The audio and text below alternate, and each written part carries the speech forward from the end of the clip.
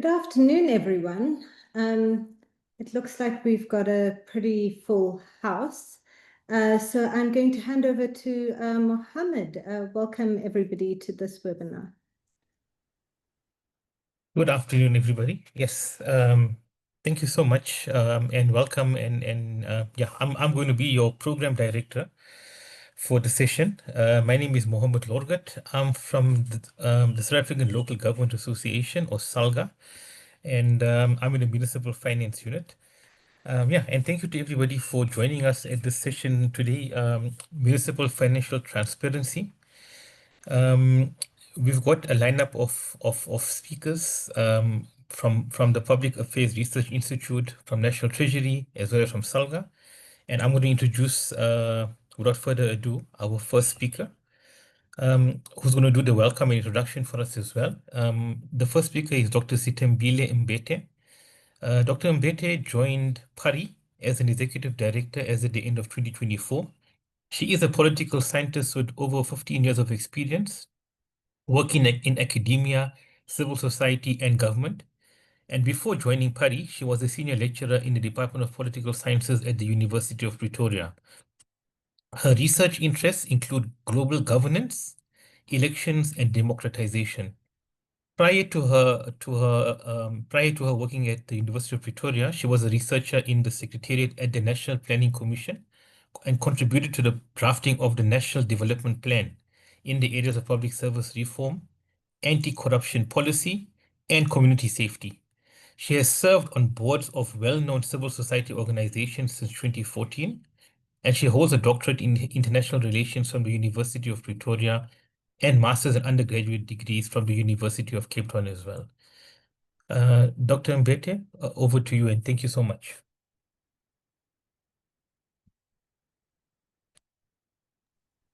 Thank you so much for that very warm welcome, and welcome everyone to this webinar that has been hosted and organized by PARI's Compact program, our program that focuses on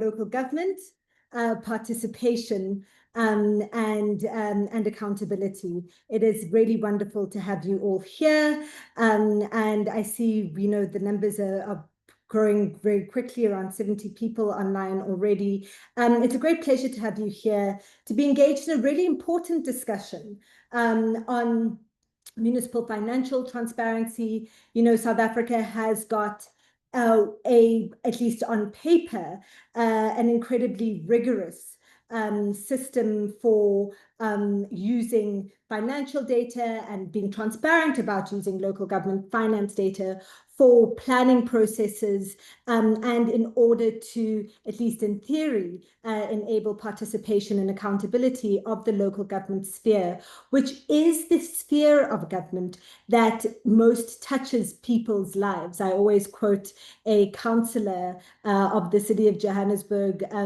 that I interacted with before the 2021 local government elections, who put it really well. She said, people can spend their days thinking around issues of national concern or provincial concern. And certainly those of us who are watching Parliament at the moment and looking what's happening with issues around the police, or people who have to, teachers, health workers who engage, whose jobs are jobs that fall under provincial competence as far as our system is concerned. You can spend your time thinking about all sorts of things, but ultimately when you go home, your bed is in a ward, and that ward is in a municipality.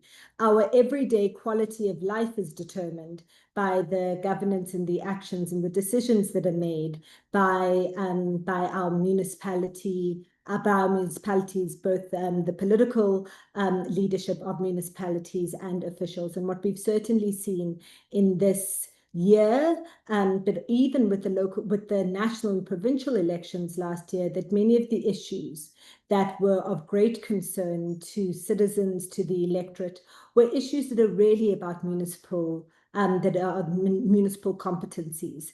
So the traffic lights, the street lights, the roads, whether there's water in the taps, whether there's electricity in your house. All of these are areas that are municipal concern and municipal competence.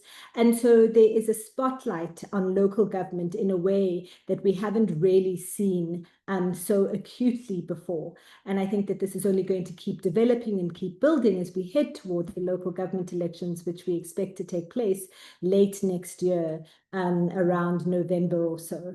And so the work that Compact has been doing around issues of municipal governance, public participation and accountability, and how you get a real sense of collaborative governance at local level is critical to the conversation around how we strengthen local government and how we improve governance for all people in South Africa to be able to improve their quality of life and to fulfill the promise of our constitution. And an important piece of that work, an important piece of that governance work is municipal finance. Earlier this year, Compact hosted a webinar that was intended with the National Treasury that was aimed at empowering community groups and civil society to engage with municipal planning processes and to monitor municipal performance in the implementation of IDPs and other planning processes.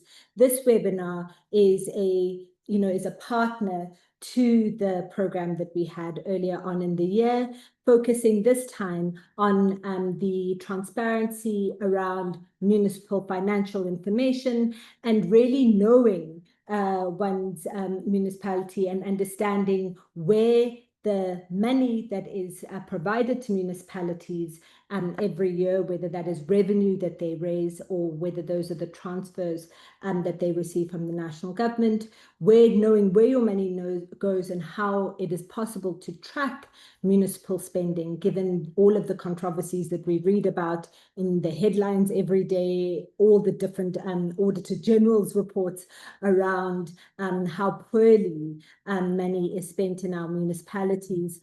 This webinar is a really important intervention in terms of the work that's been done under Compact with our partners in SALGA, and it's great to have Mohammed here moderating this discussion, but with our partners in SALGA and at Integrity Action around, really empowering the broader citizens, civil society to be able to understand how municipal financial transparency works in our system and how it is possible to use it in order to use the systems and the processes that we have in order to hold our local government accountable. And so it is really delightful for us to have our esteemed speakers, Mr. Mandla Gilimani from the National Treasury and Mr. Sello Mashaba, also from the National Treasury, to really help to explain some very complex processes and concepts to us. And we really hope that this will be a big learning journey for everybody who is on the call today. And we hope that this is the beginning.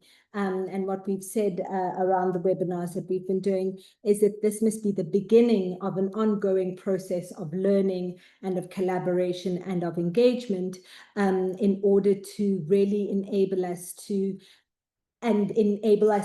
fulfill the promise of local government in our constitution. In the constitution, local government is framed as the area of government that is the most collaborative, that has the greatest citizen participation, because it is the one that is closest to people's everyday lives. And so providing a platform like this for discussion, for information sharing, and to really build the capacity of citizens, of organizations of all kinds, to be able to engage with municipal finances and to be able to engage in municipal government processes is a really important part of the outcomes that we envisaged for the Compact program, but also an important part of the role that we see ourselves as PARI playing in the broader ecosystem of governance support and governance research in South Africa. So without further ado, I'm not the main act. There are some excellent speakers that we have. I'd like to hand over back to you, Mohammed, to introduce our speakers for the day. Thank you very much.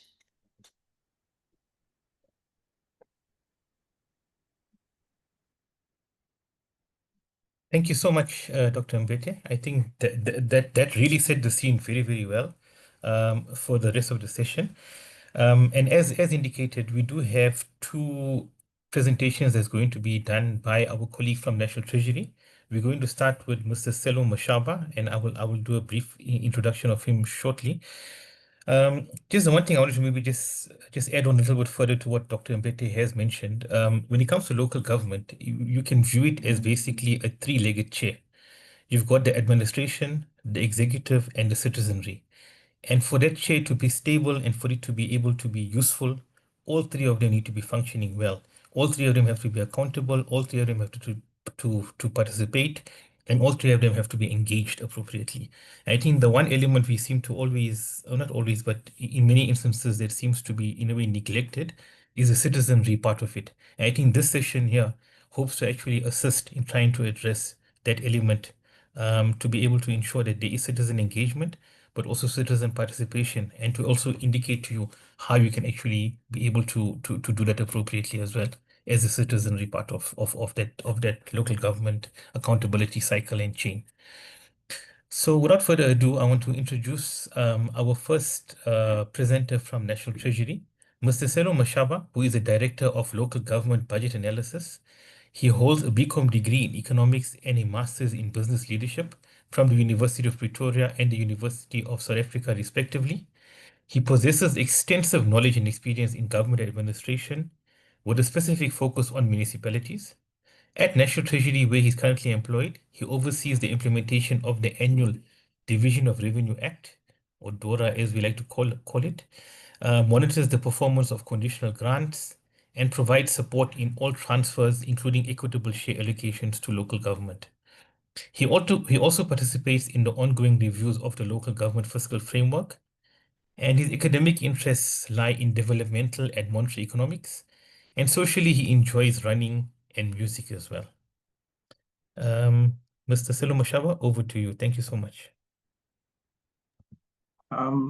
Thank you, Program Director Mohammed, and good afternoon to the members of the public, Dr. Mbete, and to my colleagues at large. My name is, Mohammed has already indicated, my name is Sello Mashaba, and I'm an employee of the National Treasury. I would like to also just extend a word of appreciation by thanking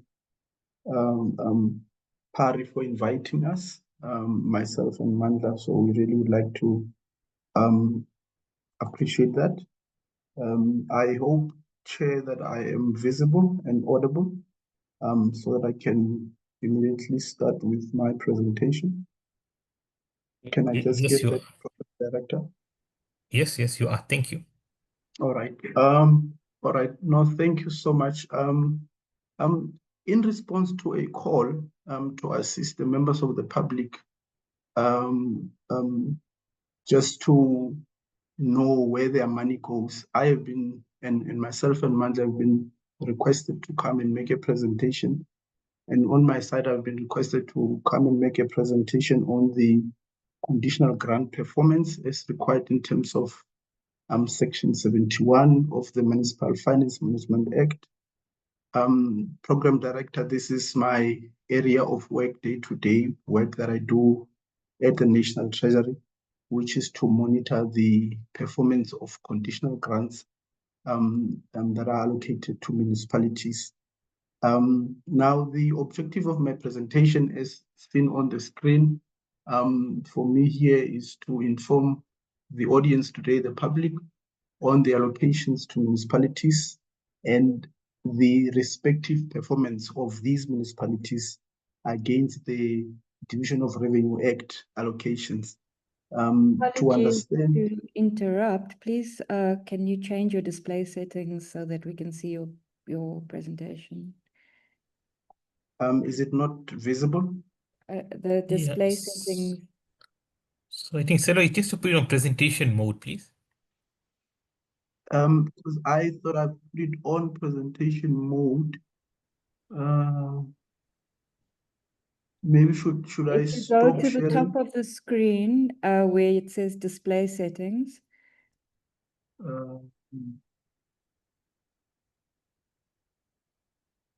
I don't have that slightly on. to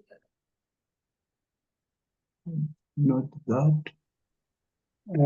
Sello, Yes. it should be on your other screen if you have two screens. Uh, You just have to duplicate the settings, the slides. I had done that earlier on, and now maybe let me just stop sharing and share again. Perhaps that would be. Okay. Let's start again. Apologies for this.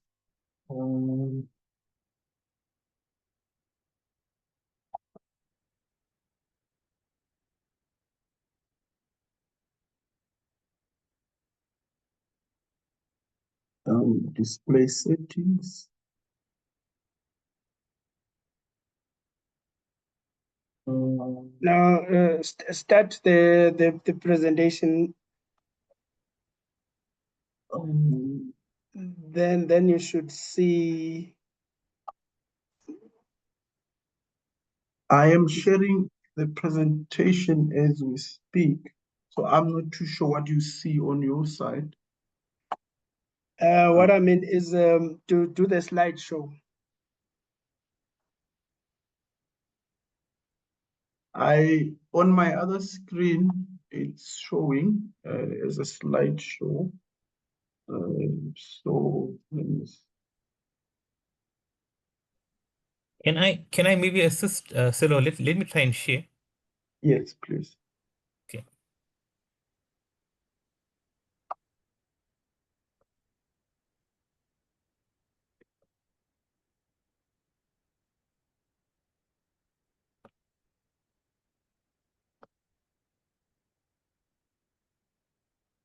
Is it now showing as a slideshow? Yeah, I think if you can now just go to, yeah, I think maybe if I can just get a comment from Mandla, if you're just to check if Perfect, everybody yeah. can see. Perfect. Okay, if you can just go to the screen before this one. Once more, apologies. We actually were ready by 1:30, just to do exactly what we were doing just now. So sorry for that and apologies. You can never know with these things. So the third bullet, or perhaps the second, just to also speak about the DORA, the Division of Revenue Act objective, to determine what types of municipal management information would be useful for the civil society. What would you be looking at and what is of interest in terms of this Section 71 reporting, which includes conditional grants, and generally just to make aware the importance of public finance, transparency in terms of the resource allocation, and the very important element in the municipal finance space, accountability by all of us who are playing in this space and in the municipal area. Why Section 71 of the Municipal Finance Management Act, why is it necessary? In this case, for us, it is necessary because through this section, we publish performance of municipalities in terms of their budgets. And this is the part that my colleague Mandla would speak to. And on my side, performance of conditional grants, but also to monitor the spending patterns. I'm sure colleagues and members here would have, you are staying in a council or in a locality, as Dr. Mbete has indicated.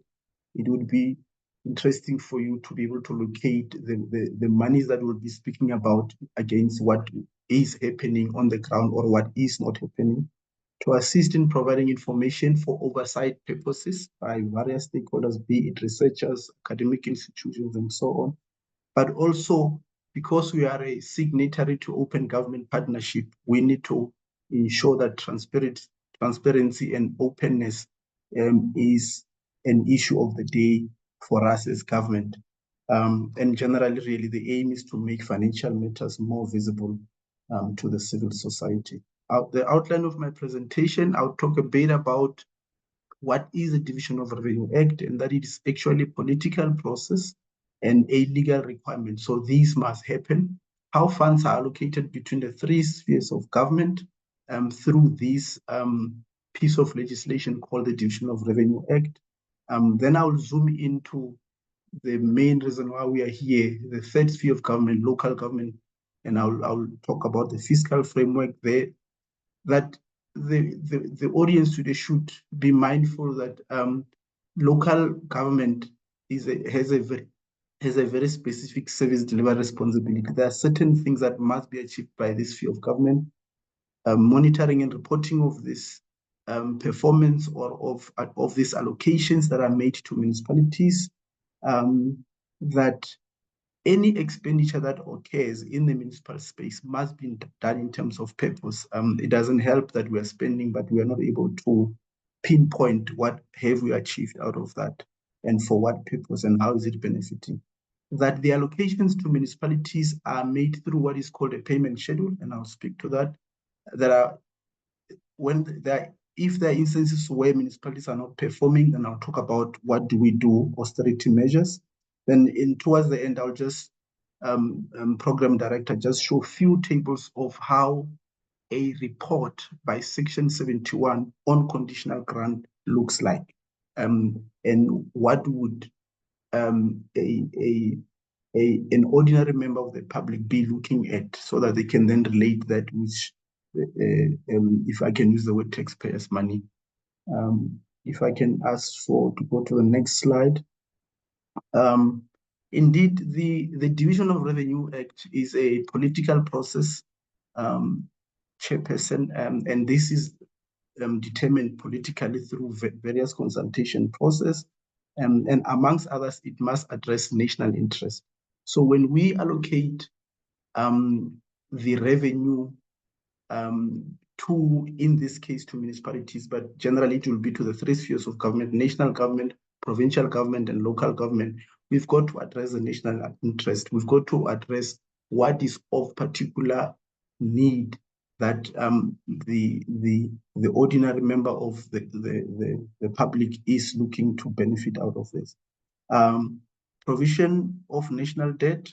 How are we addressing that and responding to the national obligation? The Division of Revenue Act must respond to that, and to ensure that provinces and municipalities are able to provide basic services and perform allocations allocated to them. And this is a legal requirement, and it will be reflected in my next slide.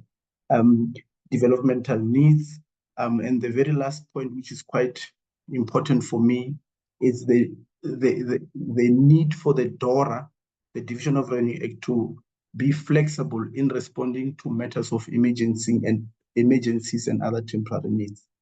Allocations are made between the three spheres of government. As I've already indicated, these are national government, national departments, provincial departments, and municipalities, which will be my focus. Like I indicated, this is a constitutional requirement. Section 216 actually requires that there first be a Division of Revenue Act that must allocate funds between the three spheres of government, and these would be funds that are nationally collected and then equitably divided between the three spheres of government. In terms of the extreme right of your screen, municipalities, DORA must respond to basic needs: water, sanitation, electricity, refuse removal, in responding and in allocating funds towards that. Next slide. Then the fiscal framework of local government. If you look at your left-hand side, we are saying that DORA actually allocates about 25% of the transfers to the local government framework. The understanding is that 75% of the total allocations or total budget of municipalities must actually come from own revenue source, because local government has been given extensive powers to raise revenue, and this can be in a form of rates and taxes, service charges, including borrowing or including going into the market. But in terms of these 25%, the focus is mainly provision of basic services to poor households. In other words, what we're saying that everyone who can pay for services, they must pay for services. And everyone who is not able to pay for services, government is coming in, and this is the 25% that we're talking about. These transfers come in the form of direct transfers, wherein government will make an allocation directly to municipalities into their primary bank account or into their account, but it also comes in a form of indirect transfers. And all of this contribute what is called a municipal budget. And my colleague Mandla will speak to that, the middle part shaded in blue. Next slide. My fourth slide, I spoke about that the DORA is a legal requirement, and that local government is it's a constituted institution in terms of the law. And the objectives of local government, amongst others, and I will not go through all of them, but is to ensure that there's provision for a democratic and an accountable government for local communities, which means, that local government must be accountable to their local communities. We must ensure that there's a provision of services to communities in a sustainable manner. It doesn't help to do quick wins, the so-called quick wins, spend money and there's nothing to show for it. To promote social and economic development in the local economies, that we can grow local economies in that, and to realize economies of scale, and to really encourage the involvement of communities and community organizations in matters of local government, so that they know what's happening in their background. So that's generally what Section 152 of the Constitution is saying.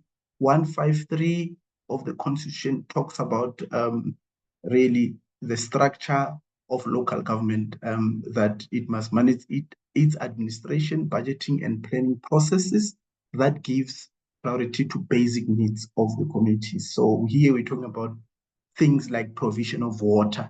We've got to have municipalities that are not struggling just to provide water services to its communities. Next slide. Powers and functions on my next slide. Here I'm beginning to zoom very closely, Chairperson, on what local government is supposed to be doing and what the Constitution assigns them to do. Municipalities and provinces are responsible for providing, for provinces, it would be services on education, health, and social development. However, municipalities are specifically focused, have got powers to provide services on electricity, water, and other municipal infrastructure services. Now, what is key here is that there be an understanding that each municipality has an autonomy or deciding power on what are the priority basic needs in their space, so that they can then allocate the funding made to them through the DORA in order to address national key objectives. Last bullet, this I think I've already spoken to. These are main things that a municipality must deliver to its people.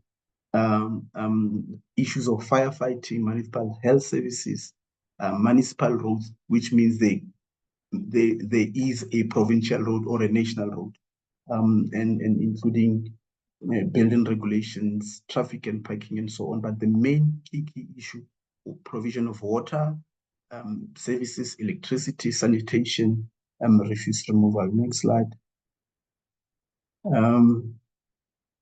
In terms of these allocations that have been made to municipalities through the Division of Revenue Act, Section 71 of the Municipal Finance Management Act emphasizes the need to do regular monitoring and performance reporting on a monthly basis, including on a quarterly basis. Therefore, the Division of Revenue Act has been structured in such a way that you would have a municipality reporting to national government, and also national government reporting to national treasury in terms of ensuring that there's reconciliation and accountability of the numbers. Whenever there are instances of misspent or unspent conditional grants, Treasury can, and within the ambit of the law, recall this funding for municipalities that are underperforming. But generally, Section 71 provides a monthly reporting, and starting from the municipality, the municipal manager is required on a monthly basis to report to council and accountable for what happens and what had occurred during that course of the period against the conditional grants that they would have received from government. Next slide.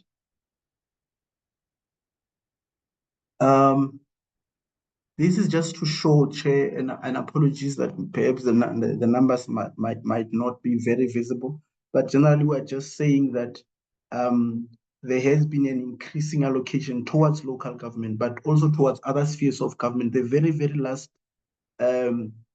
row, which talks about percentage shares, and I think that's just where I want to focus my talk on this slide, that municipalities have seen an increasing allocation over the period. An average of about 9.5% is seen as allocated to municipalities in this space through conditional grants and unconditional grants. And this has been like that for a while. I've already indicated that national departments and provinces are also having their own responsibilities in terms of powers and functions, but they, however, have a limited scope in terms of raising revenues themselves. Next slide.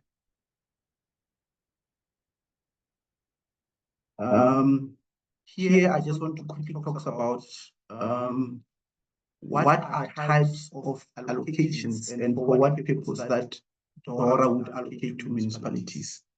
These are mainly divided into two groups: funding for infrastructure development and also for capacity building. But these are further categorized in terms of schedules. We've got what is called Apologies, Sello. Sorry, I think somebody's mic may be on because there seems to be an echo coming through. I know it's only on my end, but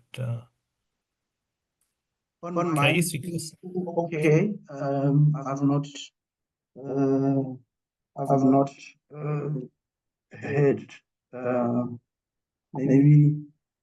No, maybe continue then. Sello, it could just be on my end. I'm not sure. All right. I'm thinking if maybe I could put your headphones. Sorry for this, but okay, let me just continue. There are actually about 7 schedules, which starts from Schedule 1, but my focus today is to just speak to Schedule 4 because Schedule 1 just speaks to the vertical split, the highest summarized level of the allocations between the three spheres of government, which is allocations to national government at the total level, allocations to provinces, allocations to municipalities. Then Schedule 2 talk about provincial allocations in terms of equitable share. And but in terms of focusing on Schedule 4, Part B of the allocations, these are allocations that municipalities that are able to supplement the allocations would receive. Apologies, Sello. Sello, yeah, I think a couple of the delegates are saying there is an echo coming through, or like there's like a there is like a response or what you call it thing coming through. I'm not sure whether it's something on your end or what could be. Maybe let me mute and you speak, and let's see if that still comes. And in the meantime, I'll just rush quickly to get my headphones. I hope that will assist. Okay. All right. Can you just check? Sorry, is when I speak, is there also an echo or is it fine? It's fine. It's fine. Thank you. Okay, maybe while waiting for Sello, I just want to just check. There's a question that I see that was put on the chat by Stuart. We are going to have a question and answer session after the two presentations from the National Treasury colleagues. So I think let's note that for now, and I think definitely we will respond to that as well. And any other questions, obviously. So I think please do note your questions. You can put it on the chat, or and we can be able to respond to those questions, as once the two presentations are done.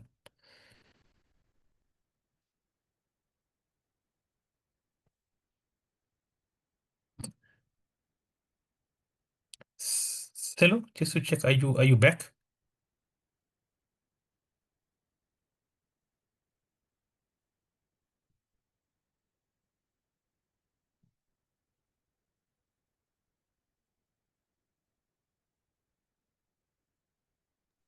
Okay, let me just quickly just try to sorry for this. Put in headphones and see how it goes.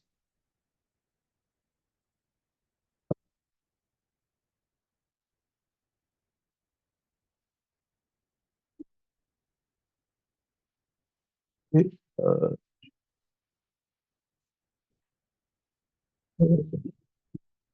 am I audible? How is it now?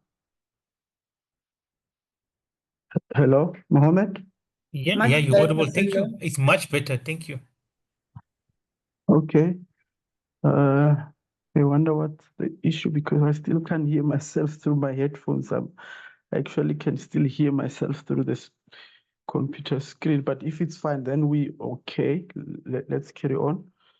On this slide, Program Director, I just want to sort of indicate within the share of local government, roughly how much would the split of this allocation be made to municipalities. A huge chunk of the allocations, which is about in the 2024 MTAF, medium-term expenditure framework, of about 170 billion, a huge chunk goes to the equitable share, about 59%. This is an unconditional allocation made to municipalities for provision of services to poor households. This is a grant, an unconditional grant that normally gets abused for only payment of salaries, but in its make, it is meant to provide services for poorer communities and on basic services, and at an operational level. Obviously, there's about 30%, which is the next biggest allocation in the local government space that deals with or that addresses the infrastructure or the built environment space. And of course, there are other conditional grants. There's a further about 7.1 billion that is referred to as indirect allocation or indirect grant. And this is where national government on behalf of municipalities would receive allocations from the Treasury or from the fiscus to deliver services on behalf of municipalities. A notable example is if a municipality is cash-strapped or if its institution is not in order such that they may not be able to receive the money and spend without being in trouble with their cash management, we would choose to support this locality through an indirect type of a grant. Next slide. Looking at my time. These are types of conditional grants and the names that a municipality would receive. So members of the public can just look up on these numbers and just find out if their municipalities are actually receiving any of these grants. And the information is really available on the Treasury website and as per the request. So the main grant that is normally known by people, it's the so-called MIG, the Municipal Infrastructure Grant. It is the biggest allocation made to local government, and this is for infrastructure delivery. We also have the bottom part, indirect transfers, that are also split between capacity and infrastructure development. Next slide. I already spoke a bit about this to say the Division of Revenue Act provides that spending for conditional grants by municipalities must be made in terms of purpose. In fact, this specific section in the DORA insists that we as Treasury and other transferring national departments, what we refer them as sectors, must ensure that the allocations are spent on what they are meant to do. Next slide. This is a payment schedule process, and what it intends to say, this slide, Chairperson, is that there is a payment schedule, which is called in elsewhere a cash projection. This assists municipalities to know when is their money coming, in what form and what form. And we use this payment schedule to guide municipality when they plan when they contract, to know how much will be allocated to them. It is determined in such a way that it must follow their ability to spend throughout their year. So if the municipality has been having an ongoing capital project and they would like to take up a huge chunk of their year's allocation, you would see that the payment schedule will allocate to them a bigger allocation to them for the year. And the same thing happens to those who are starting slow, maybe it's a new project and so on. So basically this slide talks about if whenever a municipality receives funding, they would have known upfront how much is coming their way and what is it for and for what program. This is a tool that gets published by the Treasury, is approved by the National Treasury, and it is placed on the website and for everybody to know. And if I can use an example of a contractor who's struggling and is being told that he's not being paid, even after delivering a service, he can just simply say that I know that the contractor that has been awarded to me is funded through the Municipal Infrastructure Grant, and the payment sheet that I've seen on Treasury website says you have been paid. Therefore, herewith is my invoice. Next slide. What is contained in the Section 71 reports? All the black shaded bullets, Mandla, my colleague, will speak about them. I'll only talk to the red shaded or the maroon shaded. In this case, a Section 71 report requires that as it gets published, we know, or a municipality report to council, to national government, and to national treasury, and to the public in general, what was allocated to them, how much they've received, how much they've spent from that allocation.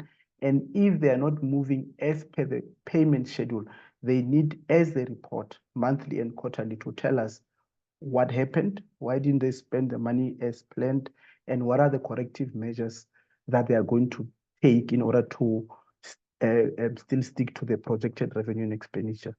Next slide. Whenever there are problems such that the municipality is not moving as it should, and this is on the finance and on the delivery level, if we had planned to give a municipality a certain amount of money, and in the next phase of the payment, we realize that they've not moved, Treasury is able to delay the funding so that we don't sort of dump more money than they are actually able to burn. We're able to withhold the money for a shorter period and for a longer period, but all of these are done in consultation. So should a layman on the ground complain that we are told that Treasury is withholding the money, we are able to say it is a consultation process. They would have been told as a municipality that you are not moving as you should. Therefore, we don't think it is prudent that we give you the next tranche, because then you will be sitting with more money. Next slide. And if the problem persists to such an extent that we've been withholding, and it's getting to a point where we are worried that there's just nothing happening, the Treasury, and also in terms of Section 2 and 6, is allowed to constitute measures of stopping and reallocation. What this means is that Treasury, together with sector departments, would start to engage the municipality to say, look, it looks like you're struggling, and there's now a bigger picture that we may need to protect the local government pot of money, and rather take some money from you that you will not be able to spend for this year and to give to those that are spending. And when you are ready to spend, then that money will revert back to you and you proceed. So the Division of Revenue Act provide for that option. Next slide. This is how a summarized performance table of Section 71 for conditional grants funded by the DORA would look. It would list names of the grant on the vertical side on your left, and horizontally, it will show the timing.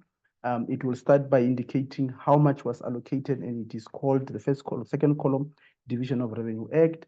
Has there any adjustment during the year? This is what I refer to as stopping and allocation, or any other adjustment, be it of disasters and so on. Then we'll know how much is available. So I'm showing chairperson or program director a fourth quarter result table in terms of the performance of the municipality, how it will look like. Then you have the performance of the first quarter, second quarter, all the way up to the fourth quarter. So this is how, at a snapshot, your municipality would show a summarized version of their performance. Then you can follow through the names of the grant, how they've performed through the year. Towards the end of this table, you'll see that we're making comparisons with last year and with from the last quarter, the third quarter to the fourth quarter, and so on and so forth. So obviously for other municipalities, they would not receive certain conditional grants as you see them on the left because they are not metros. Others are metros. They will also not receive allocations that are meant for rural municipalities and so on. Next slide. It's not moving now. Next slide. Mohammed. Okay, quickly on this one. This is a table that you would see in the publication of Section 71 that addresses only infrastructure. And this is a summarized version. It will also show year-on-year comparison and benchmarks. It also shows you how expenditure or performance is reported by both municipalities and national departments to National Treasury.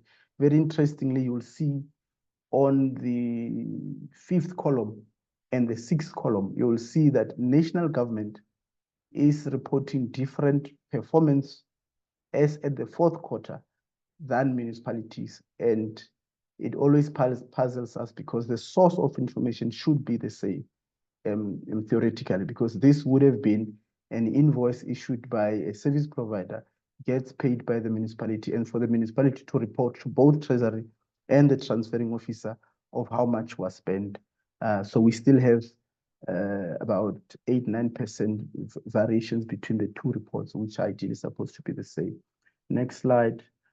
The same thing that I said in the previous slide, but for capacity. And these are the types of capacity grants that municipalities are receiving. Next slide. Here it's year-on-year benchmarks between different types of conditional grants that municipalities are receiving throughout the year.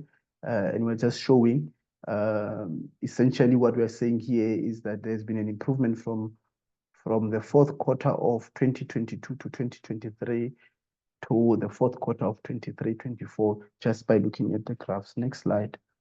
So what you would see here, it would be a table for your municipality as an ordinary member of the public, which would show different types of grants that your municipality would have received and how they fared between the 2 years.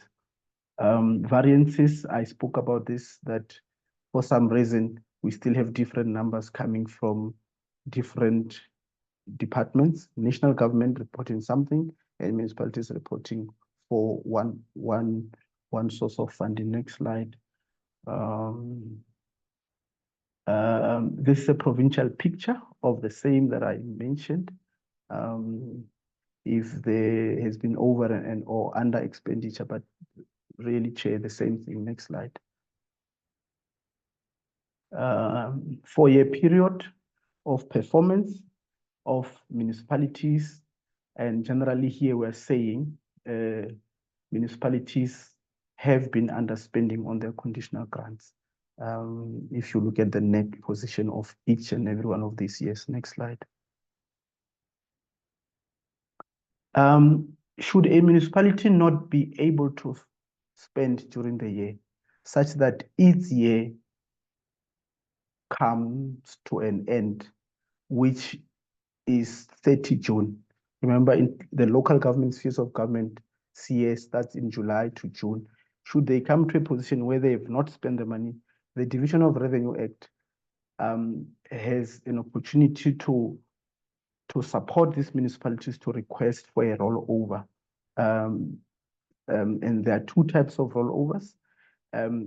A department may choose not to transfer money to a municipality owing to the fact that they are worried that it could be misused. Should they sit with that money by their year end, which is March, that department can come to the Treasury to request a rollover. But should the department decide to transfer the money, this is the second bullet of my, the outside second bullet of my slide, decide to make a transfer anyhow to the municipality with the understanding that they would still spend the money by their year end. But unfortunately, by that year end, the money is found to not be spent. That municipality in this case can then come to the Treasury to request for a rollover to carry over the unspent money into the next financial year. Next slide. So this is governed by Section 21 of the Division of Revenue Act.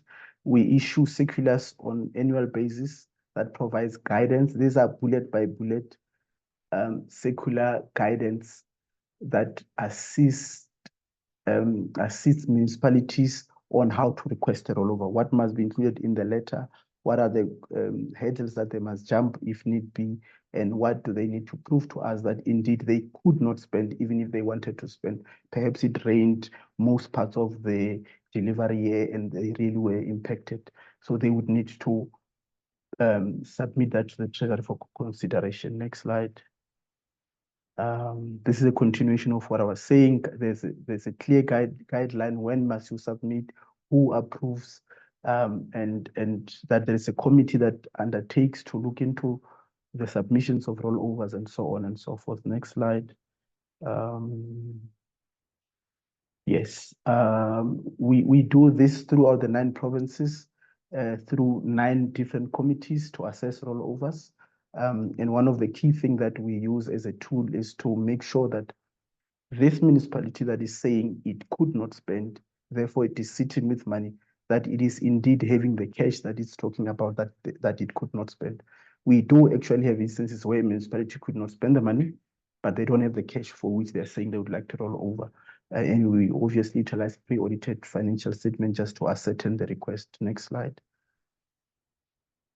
The 10 years picture, in terms of these rollovers, you will see that the Treasury has been very understanding to municipalities that are not able to spend within the year of their allocation, even with their full understanding that every year must have its proper planning before it starts in terms of allocation, budgets, and state of readiness. But the Treasury, if you look at the last 2 columns, for every rollover request, there has been some form of a consideration, but most of it have been rejected. Some of the reasons why we would say no to a rollover is that a municipality already has more money in the next year through the new budget, and we would assess the ability to spend double the money if need be. And if not, then we'll say, look, just focus on the money that is coming your way and rather let go of this one. But some would have used grants for something else, and therefore there wouldn't be anything to approve because the cash would have been eroded. Next slide. Yeah, Chair, Program Director, that was a presentation on conditional grants performance as informed by Section 71 and how that is made public and how that gets published on a quarterly basis but reported to National Treasury on a monthly basis. The 2 websites are the location of where this information could be, where this information is actually found. Thank you so much. And apologies once more. I really don't know what happened because we thought we planned for this challenge of audio, but sorry once more. Thank you.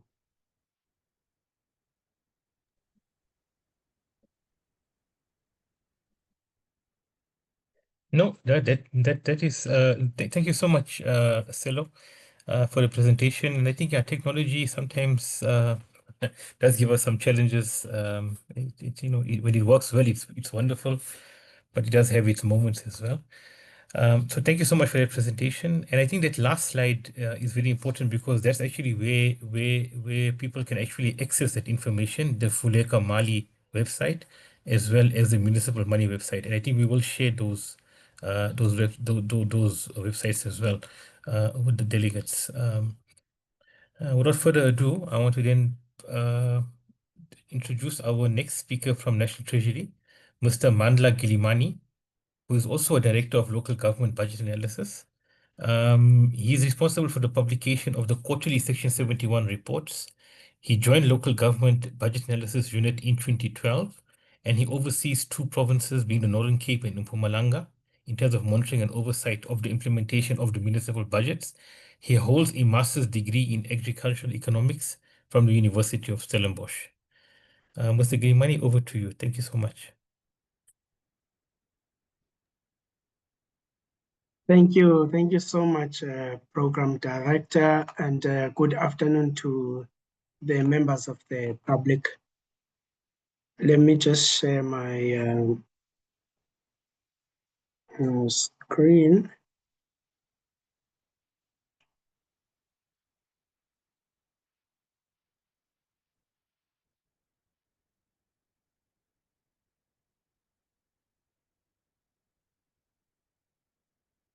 Thank you so much. Is it visible to you? Yes, thank you. Yeah, perfect. Thank you. Thank you, Mandla. Okay, thank you so much. All right. So I think my colleague then focused on the conditional grants, and as he mentioned, I will be taking you through the Section 71 report part on the operating expenditure, operating revenue, capital expenditure, creditors, debtors, that kind of information. Yeah, I think he mentioned it that the objective of this webinar is really to empower the public, to know of the publications that are important, in order to track the municipal performance, and to know exactly, what to look at, when they do open those publications, so that they can be able to interact more with their municipalities, even, during those public participation programs, and they would really be empowered to know exactly what to, how to contribute, to the discussions, especially with regard to how the municipality is delivering services. And the information on the ground is really showing. So we do that Section 71 really to make sure that there is reliable information that the public is empowered with. Even the investors, is the information that they can also use, those that are interested in developing the municipality. And also, on the councillors side, for them to be empowered to be able to do the monitoring and oversight. So this is just the outline of the presentation, just a slide on where are we heading as local government, what are the early warning systems that are there, and also just zooming on the Section 71 and how to look for trends. What is important to look at, when you see a Section 71 publication. So when we look at on where we are heading, our aim is really to improve the quality of local government, that is there, so that at the end of the day, it can better inform policies. Information is really key. So, and especially credible information is really key, so that you can use that information to, steer debates, to inform of the policies that needs to change at the end of the day. And also, to make sure that, the way local government performs is in line, with the national government priorities at the end of the day to improve services on the ground, and to make sure that, we strive by all means to make sure that the information that is out there is credible, and it's credible from the budgeting phase up to the time when the audit outcomes are then delivered by the Auditor General at the end of the day. And as a early warning system, is to make sure that is the information that one can use in order to make sure that we can prevent a municipality from collapsing. It must serve as an early warning system so that it can prevent, a circumstance where there is the need now for further interventions in a municipality. So it will be good, for the public, to hold their councils accountable, as they see those trends, to ask those difficult questions to their ward councillors on how is the municipality mitigating, the trends that are being observed out there. So using Section 71 as an early warning system, and also this slide is just highlighting, just over and above the Section 71, there are other, early warning systems that we do use. If you look at the one where we were referring to as the funded budget, it starts there. Remember I mentioned earlier that, we want to see in the long run that, there's credible information from the budgeting stage up to when the audit outcomes are being produced. So the funded budget is where we normally, us as National Treasury, looking at our municipalities that we do look after, which is the 8 metros and also the 9 secondary cities. So the aim was just to look at those economies, because they are large.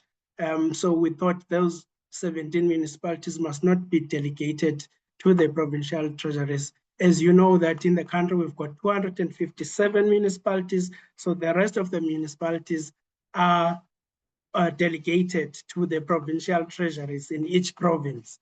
So, but when we do, we sort of set a tone as the National Treasury, whereby the provincial treasuries do replicate the same information. So in this case, at the budgeting stage, you would know that a municipality 90 days before the start of the budget year, they have to consult on the budget. They, amongst others, they consult you, and amongst others, they consult the National Treasury and the national departments, and also the provincial treasuries.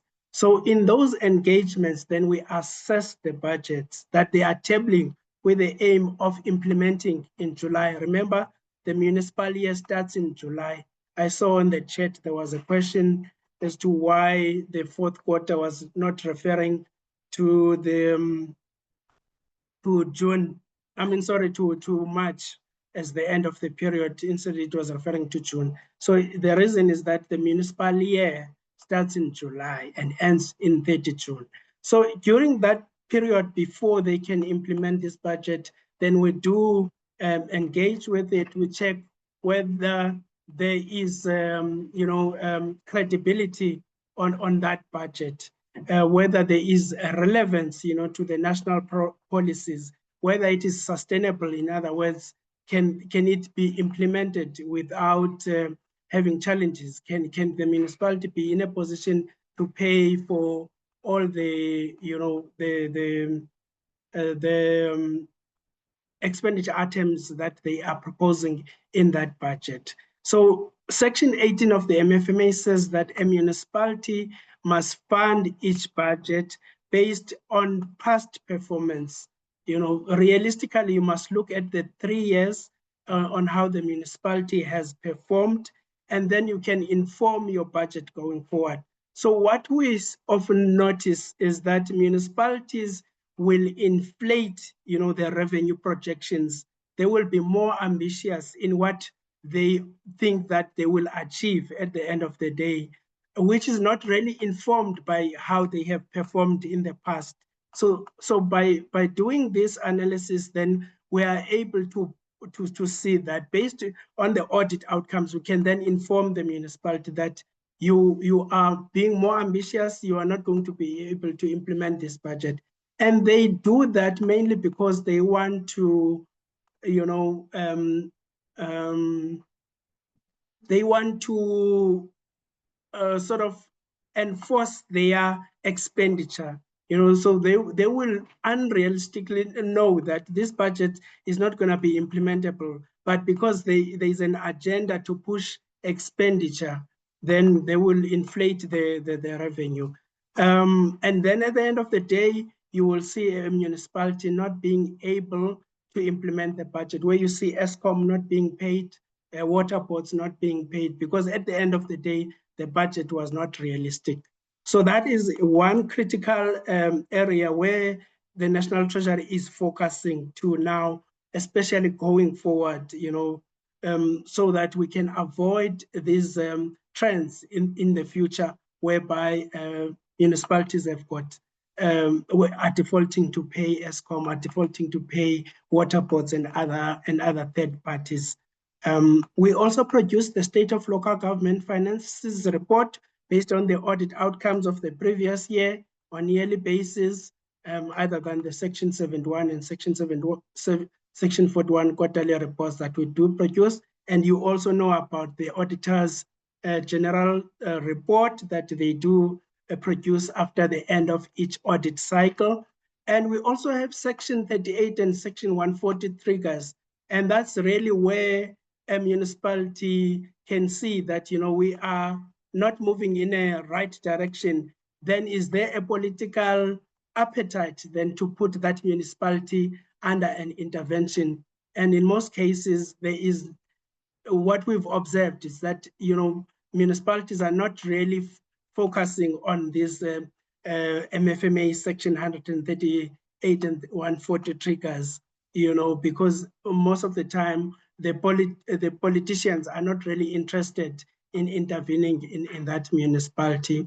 We also have the capability model and also the ratios. And these ratios are really key, they sort of act as guardrails for municipalities that, you must check out for your expenditure that it doesn't exceed, for example, 25 to 40% of your operating revenue, those type of ratios, so that the municipality can perform within reasonable levels. So on the reporting framework and the timelines, as I've indicated, we produce this information so that, the public is empowered to know what is happening at a municipality. It also serves as an early warning system. It ensures, that it keeps the municipality in check whether they are performing according to the national priorities, and also just to enforce the principles of accountability and transparency in a municipality. And also informing stakeholders, of the policies, so that they are enabled to structure the policies based on that information. So we do have, as I've indicated, Section 71, which is quarterly, and then mid-year, the municipality then will produce a report which is called Section 72, and that report is mainly just to check the performance of the municipality half yearly. Is there a need to adjust? Perhaps if the municipality overperformed in the first 6 months, then they can adjust their revenue collection assumptions upwards. And on the contrary, if they have not performed well, then they can revise their expenditures downwards. It's an opportunity to do that, and that is done at mid-year. I've indicated that we've got the table budget, we've got the adopted budget, and if you look at that information, it's always on a 7-year window, which will also empower you to see, in the past 3 years, audit outcomes. How has this municipality performed? How is it performing currently? And then what informs now the 3-year projections in the future? So it will always be in that structure, which then really empowers so that you can see the trend of how the municipality has performed. So this is just to, sorry.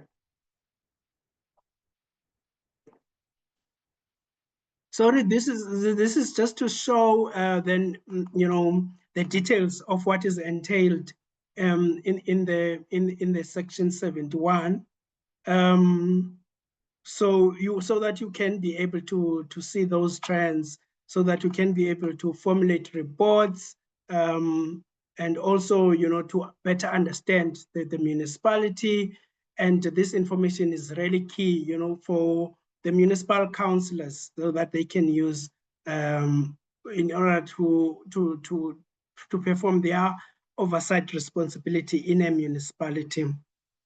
So I'll just zoom in on the trends, revenue, and the growth in debtors, operating expenditure, capital expenditure, the growth in creditors, cash position, loans, repairs and maintenance, over and underspending in a municipality. So this is the type of information that the Section 71 report will empower you with for your respective municipality. And if you want to compare as well, it's a comparative information. You can compare your municipality with the other municipality of a similar size, how your municipality is performing relative to the other municipality.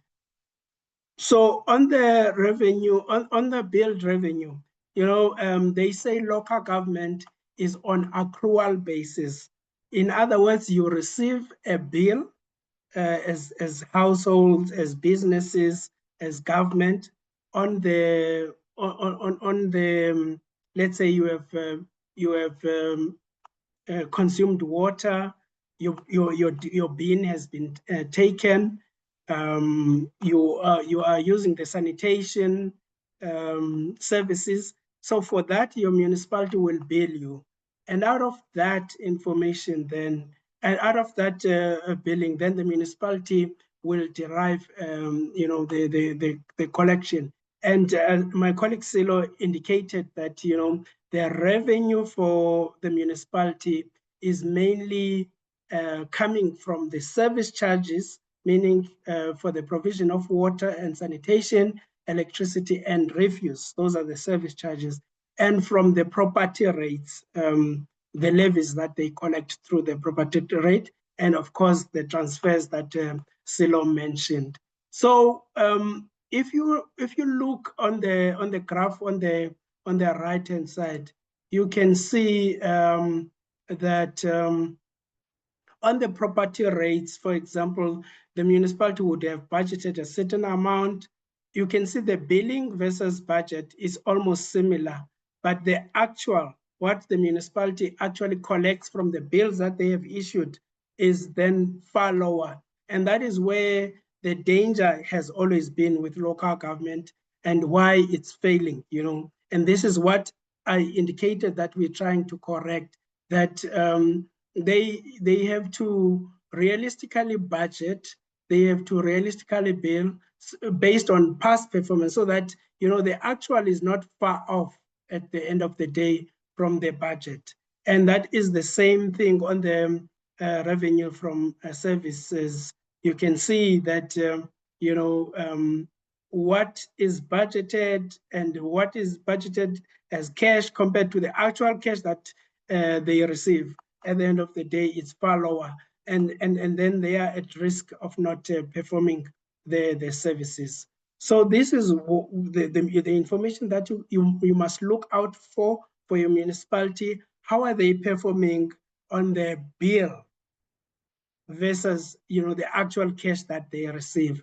And then you can ask those difficult questions to your ward councillors then on what are they doing then to turn that around for a municipality. So, and we always encourage, councillors. Councillors are like those public servants that are at a municipality, that are guarding the municipality, that it performs well, and also making that balance between the municipality and the community. So these are the key people that will be able to convey that message, to the communities that, if you want to see better services in our municipality, then let's create that culture where we encourage people to pay, for the bills that they have received from the municipality side. So on the contrary, you see a growth in debtors. You see, if you could look at this graph here, this is just a trend from the 2018-19 up to 2023. So you can see it's an upward trend. Year in, year out, municipalities are issuing bills, but they are not collecting on that. And that is the danger. That is not what we want to see. On the contrary, you want to see this graph going down. And there are municipalities that are able to do this, and it's very few municipalities in the country. And this is because, the culture of non-payment is there for our people. Most of the time, they would prioritize other, expenditures. The municipal bill comes right at the end, for households and businesses to pay. So for a municipality, then they need to focus on it. They run your municipality like a business, so that the money that you derive on water, you are able to look after the infrastructure that there's tap, there's water when people open taps, there's electricity when you switch on the lights, and that is what we encourage from our side, that municipalities must run their municipalities like a business, so that they are able to derive those surpluses and then look after the infrastructure of the municipality. On the expenditure trends, operating expenditure is just the day-to-day running of the municipality, which would include, the cost the municipality spends on its employees, the cost that the municipality spends on the bulk purchases, making sure water is purified and electricity is on, and paying the contractors that are doing work, with the municipality. But what we've observed is that, municipality, like your, what you call the personnel structure in the municipality is bloated. Most of the municipalities are used, as employment agencies, whereas municipalities should just be enablers, so that, private sector thrives in the municipal area, so that they are able to absorb more labor, and that labor is the one that can pay for these services. But most of the time, we find that municipal structures are bloated. Earlier, I referred to ratios that one must guard against, so that, make sure that the expenditure in a municipality is not above certain ratios. So you can check for your municipality, check that employee-related costs as a percentage of the total operating expenditure. How much are they paying on that? Is it between 25 to 40% as the norms are saying, or those guiding norms are saying? Is my municipality paying for bulk purchases, so that there's water, there's electricity, and that's just how you just keep in check in interacting with the municipality. And most of the time, when you do speak to the municipal staff, they will say that, we get pressure, from our councillors, to spend more on these things because our community needs this. But it's really important to just look, that, how much is my municipality doing on collecting revenue before, a councillor of a municipality then, pressures the municipality to spend on certain things. So, and this is the information that the Section 71 will give as an early warning, so that you as the councillor, you are empowered, to check for that information. On the right-hand side is just the information to show, like, for example, the operating expenditure was 92%, and it's just to check, when did that mostly happen. If you can see, most of the expenditure happens around the second quarter rather than the other quarters. So if you look on the capital expenditure, this is just on the side of the infrastructure, where, we look at the roads. You would know how roads are in your municipal space, whether there is, the water is treated, and in terms of load shedding, are the substations for electricity working, and municipalities mostly fund their infrastructure based on the transfers that Sello spoke about. And, those municipalities that have more revenue base, they can also use borrowing.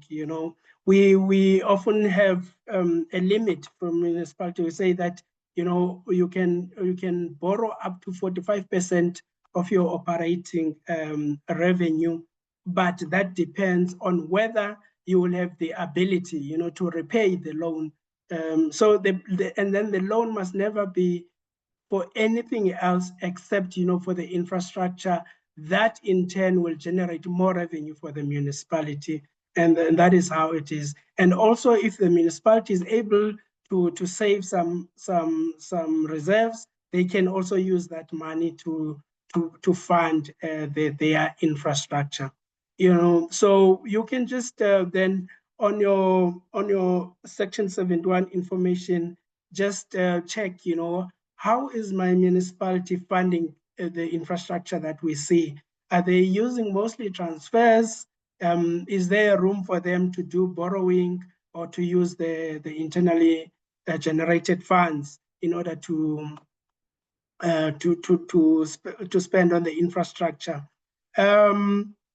And most of the time you would see that there is, I think Sello referred to it, that at the end of the day, you see delays, with project rollout, infrastructure projects rollout, which then puts a risk, for the municipality at the end of the financial year, that the municipality's money will be taken back by the National Treasury because it has not been spent, and it can be given to other municipalities that are performing better in the, let's say, in a certain province.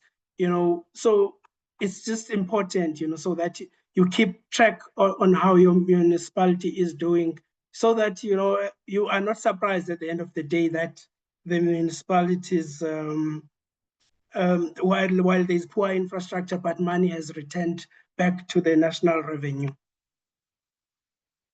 On the creditors side, this is the side now where the municipality is owing the people that have rendered the services. Remember, we refer to contractors that the municipality employs. You will see that there are SMMEs that will provide services for the municipality, but because the municipality is trying to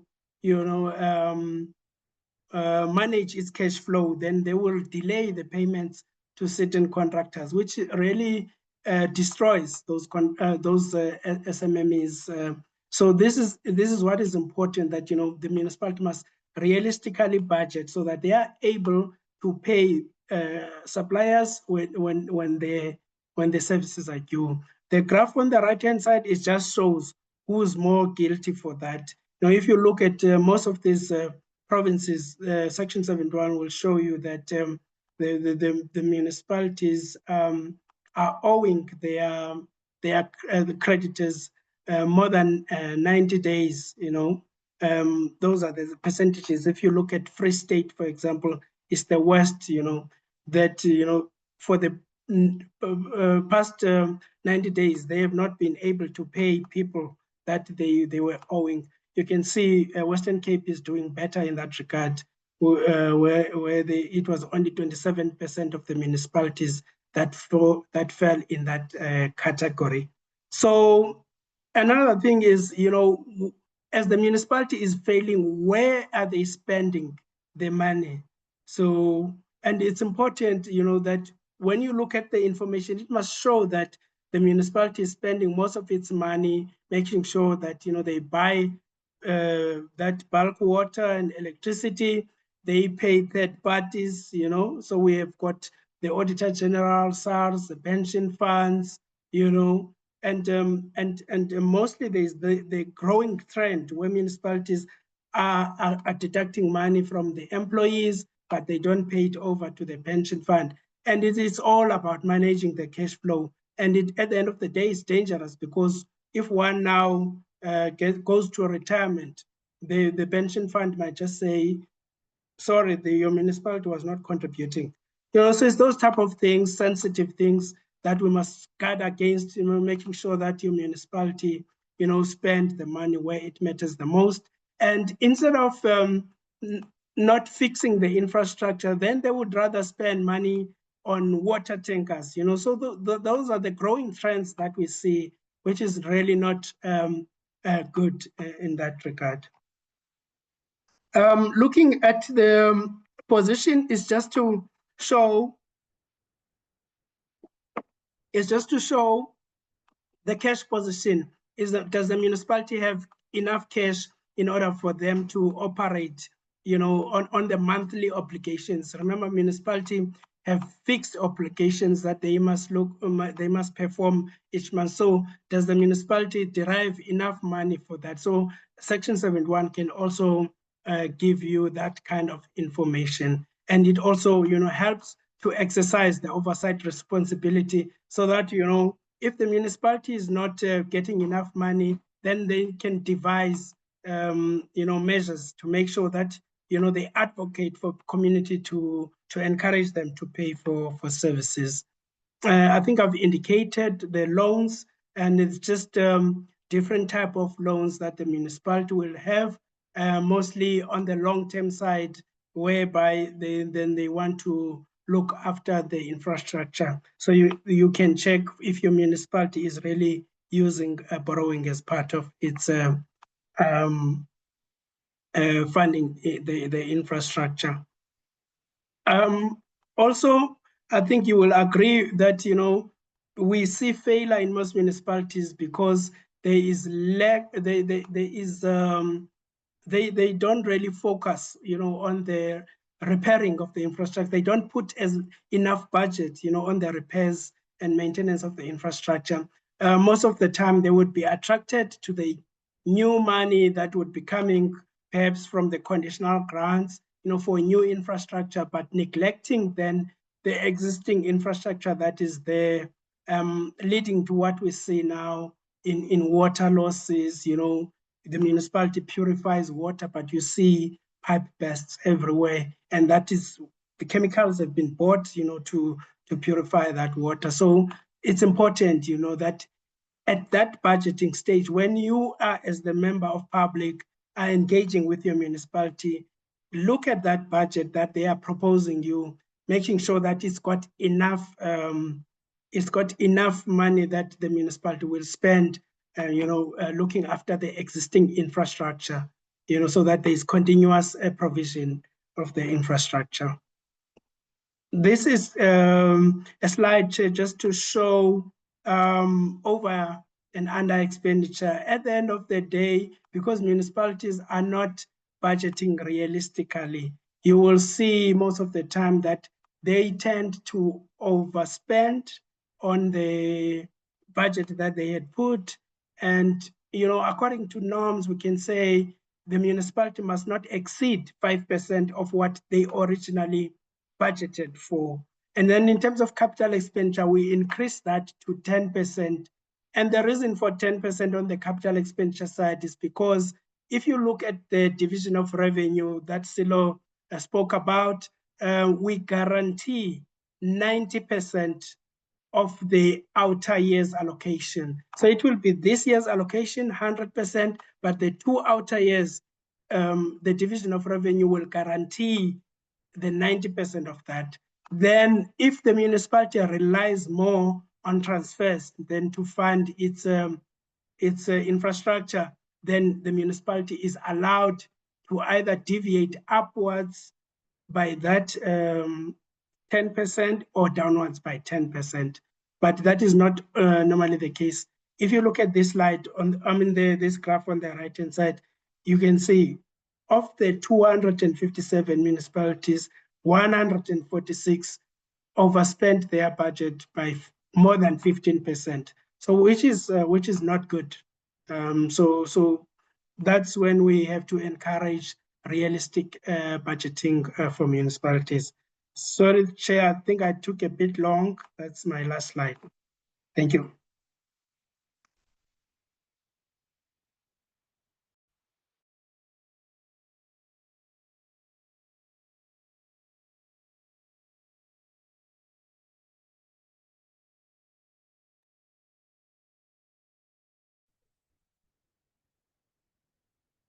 Thank you so much, Mandla. I think thank you very much for that comprehensive presentation on the Section 71 reports. So yeah, once again, from our side, both the presentations from the National Treasury team has been very, very comprehensive.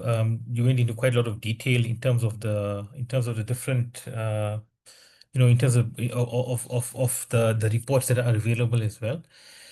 I think now we'd like to move on to the questions and answers. So I noted that there have been some questions and answers on the chat. I'm going to request, if you don't mind, I'm going to go through them. And there's also some that have been put onto the messages directly, I think that's come through to us. I'm going to request, if you don't mind, maybe for Dr. Mbete as well as my colleague Winnie to also assist me, just so I don't miss anything. But I'm going to go through some of them. So some of the questions and answers, I'm not sure if people can just confirm. I see some have been answered. Some questions have been answered. If there is a follow-up, please do let us know. If not, I'm going to go through some of the open ones that are still available. So I think there's one specific one I'd like to start off with. And I don't know whether you want to go through one by one or go through a whole lot, but let's just see how it goes. So it's from Mr. Diongo, there's two questions that I see that are currently open. The first one is he's happy to hear that municipalities have executive powers to identify and prioritize service delivery and developmental priorities within the scope of their functions and powers. The reality on the ground is that what is being prioritized is shaped by the type of transfers available by national government. There's reference made to the DDM model or the district development model, and one plans will potentially worsen that ability to exercise that particular executive power. It's addressed to Sello, but it's more of a comment. But I'm not sure if Sello if you'd like to respond to that specifically. And then there's another one that's also from Mr. Diongo that's addressed to Mandla. The question is, are there avenues for communities or local organizations to escalate issues to Treasury if they are convinced that their council is not considering the matters they raise? For example, Section 71 reports. So I think those are two questions that we do have that is currently opened. Mohammed, thanks. I can start to respond on the first one, and perhaps my Yes, colleague. please. I think let's go through that, and then I'll then take the next two from Mr. Mokwevu. There's two comments or questions from him as well. Yeah, I think let's do it in that way. At least we can go through them systematically. Right. Thank you. Right. No, thanks. Look, thanks for the question. Indeed, the local government is an autonomous sphere of government, and as a result, the decision on what has to be spent still lies within a municipal council in terms of what is a priority for them, for their community. However, the Division of Revenue Act provides for conditional grants and unconditional grants. So therefore, in terms of the conditional grants allocated to municipalities, these municipalities would still be required to still procure the delivery of services in line with what that funding is meant to do. So therefore, if the program or the conditional grants is meant for delivery of water services, and such that even the name of that program would be called something like water services infrastructure. We would expect that that municipality decide, that municipality still procure and deliver services as that grant is meant to do. In terms of DDM, the principle around DDM is to have what is called a district level planning support mechanism. It is not necessarily to ensure that perhaps the district dictates on its localities are supposed to do, but it is meant to align planning and implementation such that you don't have a white elephant elsewhere, if I can use that word, and that its services, so that you don't have a top structure ready and you don't have the internal service structure not done. So it's meant to align this, and especially when you have things like the housing, which is a provincial function, and water and electricity, which is a municipal function. So it's meant to align planning and services in that regard. Thanks.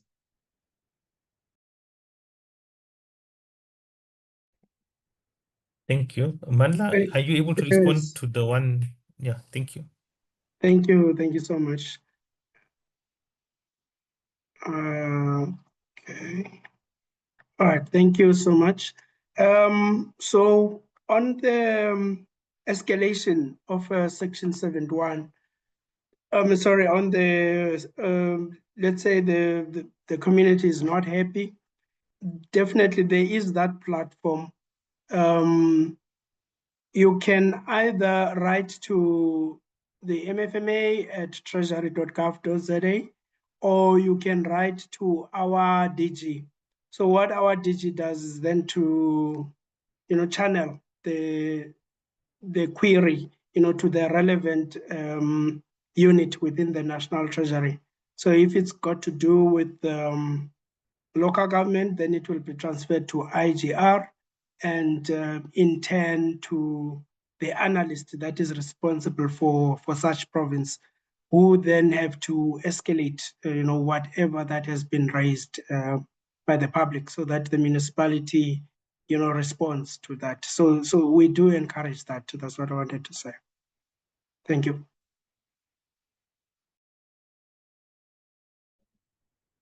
Thank you so much, Mandla.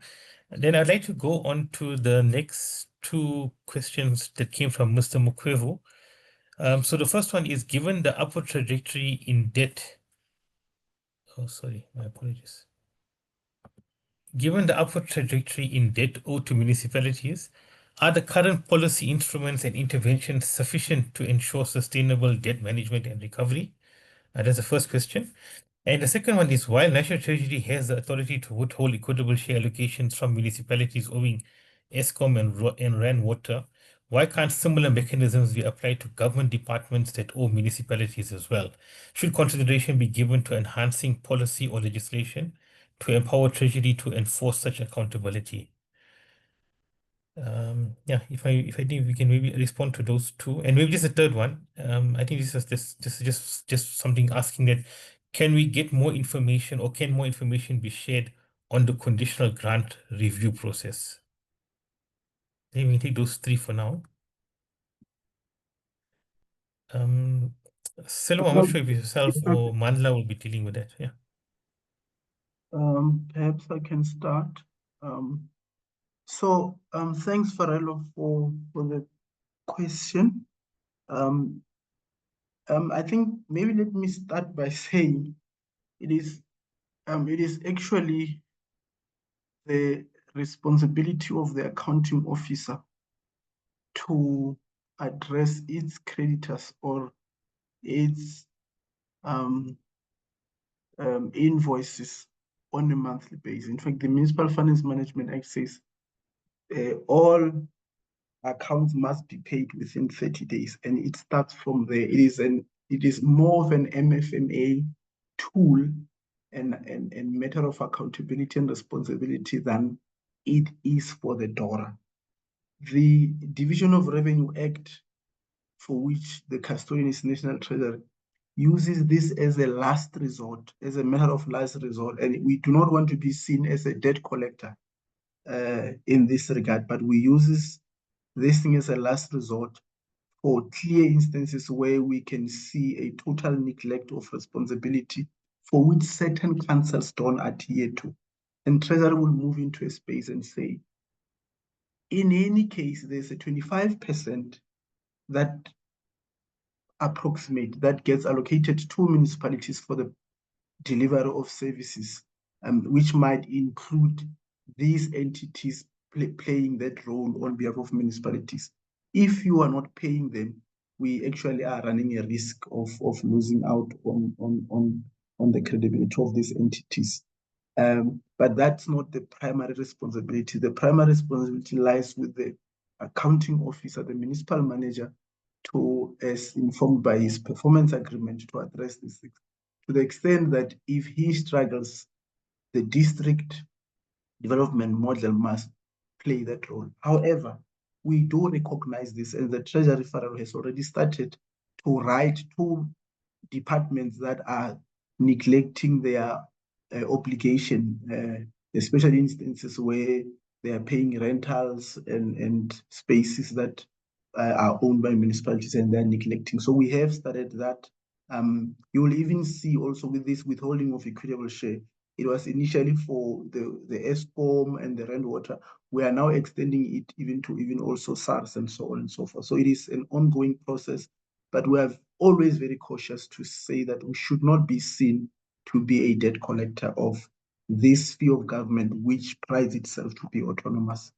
The second point, in terms of the conditional grant review process, it's still ongoing, but it is really towards the end. And one of the main issue is the funding model. That are we funding municipalities the way that they're supposed to fund? But are we also not creating a precedent that of grant dependence as we fund them more? Are municipalities exploring this ability for them to raise revenue? Mandla, my colleague, spoke a lot about municipalities not putting an effort in collecting. So this review looks into such, but it also addresses matters of fragmentations, too many grants or too many red tapes. Is there a way that we can do this? But it is also sitting it also focuses on the fact that the funding model itself needs to be relooked at. Currently, it is a formula-driven. Most grants are formula-driven programs, which are informed by the number of households, number of poor households, and we're using stats numbers, which is the official data portal for government. So as and when this information gets updated, so it is a sort of a thorough review program that the Treasury is looking at. But I know that amongst others is to ensure that municipalities that are not able to raise revenue to charge services be supported by government in the manner that they should. And this is irrespective of its category, whether it's a metro or not, or secondary city, or and so on and so forth. But that these municipalities, they afforded that they be treated differently, not in a blanket way. Thanks. Thank you, Sello. May I just check the other question that came through regarding the withholding of equitable share and the possibility of it being expanded to also cover other spheres of government, for example, that owe municipalities as well. I see we're trying to type an answer, but maybe if you can maybe just respond, if you don't mind on that one. Yeah, I can respond. Maybe just to add on the question that Sello answered. Most of the time you'll find that, policies that are there, legislation that is there, regulations that are there, Apologies, Mandla and Sello, just to request when you're responding to me, we just switch on the videos as well. Okay, Please. no, sure. Thank you so much. All right. So what I was saying is that policies, regulations, legislation that is there, you find that, you know, those municipalities that are running with that, you can clearly see, you know, the performance is better on those municipalities. You know, if a municipality is really focusing on, you know, on the areas of, you know, governance, you know, that is on the councillor side, you know, that then there's a proper accountability there. And on the institutional, you know, that the machinery of the municipality has employed the right people to do the job, you will see there's always a better performance for such municipalities. But I think, as Sello indicated, you know, there is room, you know, for improvement. That is why, you know, policies that are out there have to be reviewed, you know, to make sure, you know, that you know, we did not miss anything. Currently, also there's as you know, there's a white paper review, you know, which is really looking at the structure of municipalities. You know, did we miss anything, you know, with the white paper? You know, is it are there unintended consequences, you know, which are as a result of the previous white paper that is there? So hence the review is currently going on there on that side. And on the question on government debt, yeah, as I've indicated in my presentation, we're really focusing on making sure that, you know, municipalities are doing the right thing, especially when it comes to those bulk purchases and third-party payments.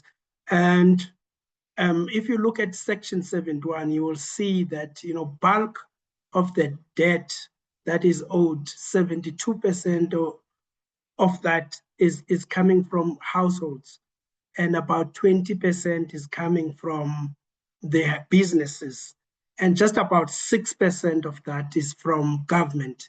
You know, but on that 6%, then we also want to make sure that there is efficiency, you know, so that, you know, that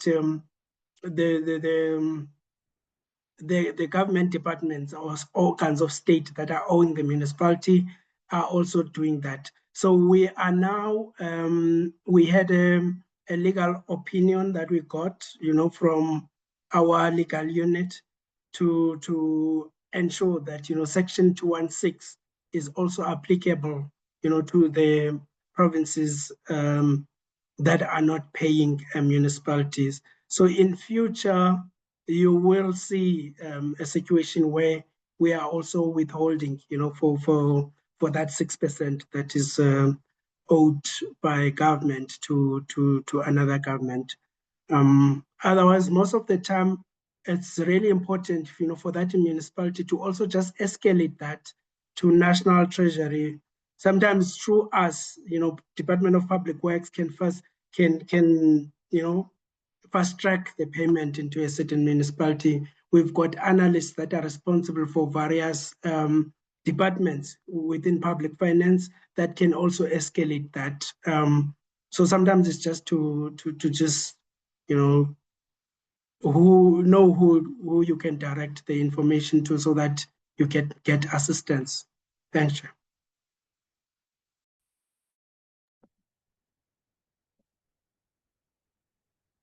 Thank you so much. Yeah, I think the next one is just a comment that came through from Edwin Molibale.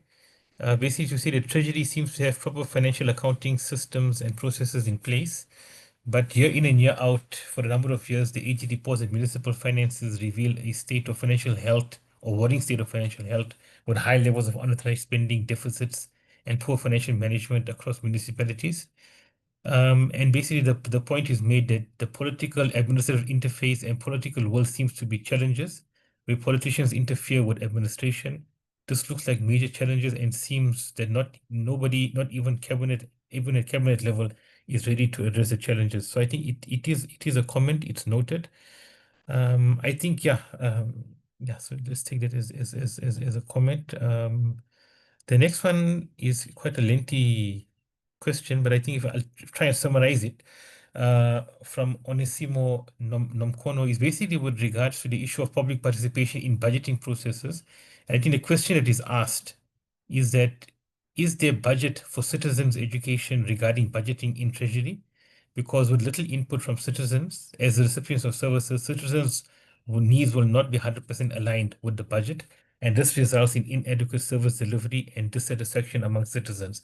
I think so. This is just talking about, is there budget or is there programs available within Treasury to actually capacitate citizens and give them education and communication regarding budgeting? So I think that's the one question. And the next, I'll just summarize the next three comments from Tebogo Matlu, who is my colleague from SALGA as well. So he's referring to the SDGs, basically, and seeing whether there can be alignment between the SDGs and the Sustainable Development Goals. And I think the question in a nutshell is trying to say that how can Treasury assist with aligning Section 71 reports to global agendas, especially the SDGs and Agenda 2063. I think he's also given some input just regarding SALGA's, our program, the SDG program that we're having as well. And I think, yeah, he's trying to ask how can it happen. So I think that's just a nutshell, the three comments from Tebogo, if they can also be responded to. And maybe I just want to take the next one quickly. It says, please deal with a central challenge that most of our municipalities are failing to deliver the services required, don't answer their phones, drive swanky cars, and manipulate tenders to enable corruption. Sorry, I'm just, it's not funny, but it's when you read sometimes, you think you're okay.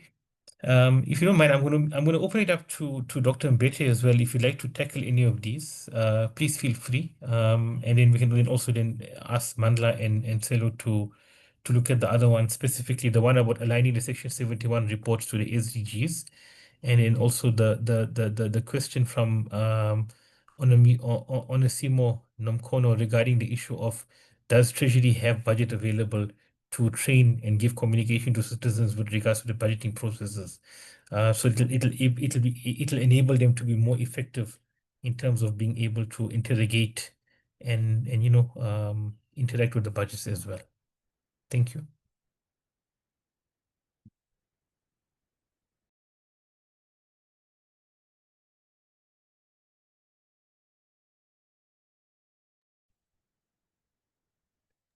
So I'm not sure, Sello or Mandla? Yeah, maybe if I can start with the issue of the alignment, and perhaps Mandla can just come through as well. Firstly, I think just to say that I think we would appreciate any interaction and support just to align and support municipalities to avoid reporting too many or having too many reporting. And Treasury has been for the past while ensuring that most of the many parallel reporting tools are sort of discontinued and focus on one reporting. And this currently we are working with the so-called Vuleka Mali or M-Score, because we really want to assist municipality not to be burdened by the many reporting. Now, in terms of Section 71, it is, and I would like to hear more about SDG, because Section 71, it is actually a requirement in terms of the Municipal Finance Management Act. I think what is perhaps key would be how we work together to ensure that this requirement of the MFMA consider some of the things that the SALGA reporting tool has, so that we find each other. So I obviously don't know much about that reporting tool, and one would like to know more. But colleagues, if they read Section 71, they will see that our publication follows exactly what is said in that law. And the issue is really to how do we use the two tools to not burden municipalities, but to also support municipalities in this regard. I think that was the first issue that I could respond to. I think there was another one on, I think was it? Other one, Sello, was basically with regards to the whether there is budget available for Treasury to assist citizens in terms of training them and communicating with them on the budgeting processes so they can be able to interact with it more appropriately and effectively. Yeah, there was a slide that I shared when I was doing my presentation on what a municipality can utilize its funding. And this would be either on the equitable share or on the conditional grant. So this is the only tool or process wherein the one sphere of government, Treasury, or any other national department can move money from its budget to another sphere of government, meaning COGTA, as an example, can only give a local government municipality or municipality funding through a transfer or through a conditional grant. And those are only going through what I've already mentioned. So therefore, it is in the interest of council to utilize within their space, within their locations that they have, including the equitable share, to start to address such things that are mentioned by our colleagues. There was a point around the issue of municipalities just focusing only on salaries. It is a huge discussion because it even centers itself around staff bloatedness, some decision by council to appoint certain positions that are not funded. So these are the things that would erode things like the programs that is being proposed to teach the communities. But I think in my response is that this is an issue that it is a direct responsibility of a council to ensure that its communities are being taken care of. And funding like equitable share under the municipal planning program it's something that can be considered. Yeah, I think if I can, but I must say that it is important to note that the equitable share is an unconditional grant. Therefore, it is within that autonomy that the municipality must consider. But I think we can also send it back to the communities to say, as you attend the community participation processes by your municipalities, these are the things that you can raise to say, but our municipalities speaking this language, and we as the communities were not able to, where are the programs that will assist us to be in par and to engage with what is happening in our space. Thanks.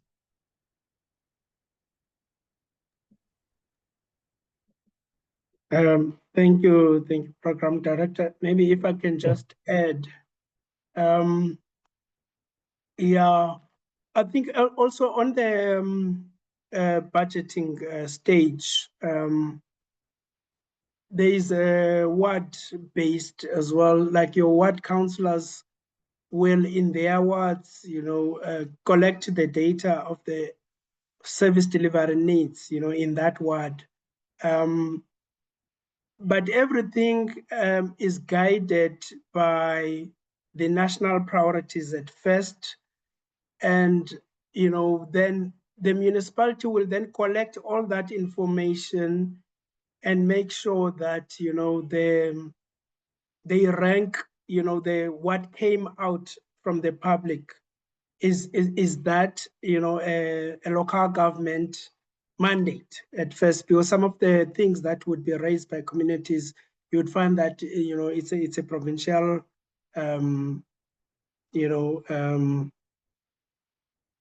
a provincial function instead of being a local. So it's important first to do that, and then to rank the order of priority and whether that is aligned with the national priorities. So that is how the public, gets its voice as well in terms of, what should go into the budget in terms of the IDP priorities of the municipality. On the question of the SDGs and the alignment, So I think Sello showed on the slide that he showed, the thank you slide, he showed the municipal money website. That is a live website of the data of the municipality. And also on the section 71 itself, now if you go to GoMuni portal, which is the M-Score portal, you are able to just look at the dashboard and look at, just in a nutshell, how is the municipality doing on operating revenue, on operating expenditure, capital expenditure, so that is just, live information that is available, to the citizens. And also, it's mostly used by people like EU and whatever. So worldwide, that people are able to get into that because it's a public platform of accessing a certain data of a certain municipality. But in order to avoid duplication, I think it's important that whatever platform, if SALGA has got that, maybe it can just be done in collaboration with M-Score unit within the National Treasury, so that we make sure that we don't burden the municipalities with additional reporting in order to align to these sustainable goals. Thanks, Chair. Thank you so much, Mandla and Sello and everybody for the questions. I note we are already at 4 o'clock and we are supposed to have been ending. So if you don't mind, there are still a few questions that haven't been responded to. If we could be able to respond to those, and we can put up the responses on the PARI website as well for the remaining questions. I also know there were some questions on the chat, but we will endeavor to respond to all of them that haven't been responded to and put them onto the PARI website. So thank you so much. And I see we've also lost a few people, I think, because the time is getting closer to the ending of the proposed time of the session. So without further ado, I want to just introduce our final speaker who will give us the closing remarks and close the session as well. It's Miss Winnie Dhlamlenze from SALGA. Miss Winnie Dhlamlenze has been with local government in the local government space for 29 years. She started her career in 1996 as an environmental health practitioner with the city of Johannesburg, and then she moved to SALGA as a health coordinator. She has then progressed to the managing international donor-funded projects, and to date she has managed 3 EU-funded projects, of which 2 have been implemented and finalized successfully, and 1 is on its 4th year of implementation. She holds a diploma and a BTech degree in environmental health, a postgraduate diploma in HIV and AIDS management, and a master's degree in philosophy in the field of HIV and AIDS from Stellenbosch University. Over to you, Winnie. Thank you so much. No, thank you. Thank you very much, Mohammed, for that and for the introduction. But for the purpose of today's session, I would like to say, Compact Project is meant to enhance public participation in the space of local government, which is why we are having today's session. And what I would like to indicate is that, firstly, I would like to thank Dr. Sithembile Mbete for setting the scene for today's session and for also highlighting the fact that in the country we do have good systems for planning to enable public participation. And I would also like to thank our 2 speakers, Mandla and Sello, for giving us, firstly, the legislation of the country in terms of financial allocation, and also for making us aware of the money that is allocated to municipality. Where does it go and what does it do? And they've also highlighted the fact that bulk of the money comes from own revenues. That also includes rates and taxes, which is why it is important for municipalities to be transparent in the area of finances. And as parting shots to today's session is that, both parties benefits for making financial transparency. In terms of the public, how do they then benefit? It builds trust between the municipality and its communities. It increases civic engagement, like today's sessions, and people will know what the municipalities are doing. It improves informed decision-making. So communities feel that they know what is happening, they know how is their tax money being used and what is it's used for. It encourages willingness to pay. If you know that your municipality is providing water and other services, then you will pay for those services willingly. But in terms of the municipalities, the benefits of doing this, it promotes accountability. So transparency make it easier for internal oversight mechanism and external bodies like your Auditor General to evaluate financial integrity and detect irregularities. Secondly, it deters unethical behavior. It enhances financial efficiency. It improves financial reporting for municipality. It also supports strategic planning. So with those parting words, colleagues, I would really like to thank our facilitator for doing such a great job in facilitating today's session. And as Compact, we promise that all the presentations that have been made today will be shared with everyone that was part of this session. And I hope that this is not the end of engagements with you. And I hope that National Treasury will also continue to engage with the communities and with the municipalities in terms of the allocation and how that allocation is being used.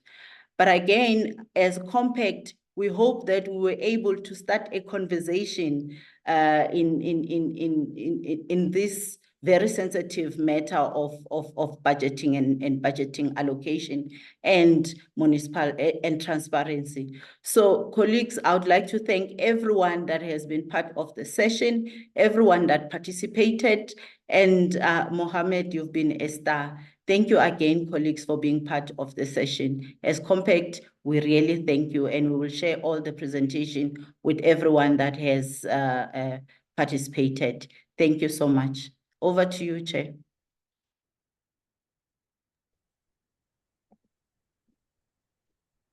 Thank you so much, Winnie, and I think thank you very much for those closing comments. I think you summed up and summarized the session very, very well. So from our side, yeah, I'd like to basically officially close the session and say thank you once again to everybody who did participate, who attended the session, and to also the presenters, Dr. Mbete, Sello, Mandla, as well as Winnie. Thank you so much. I think you've enriched us, all of us, with your inputs and your wisdom as well. Thank you very much, and we look forward to further engagements. Thank you. Thank you so much.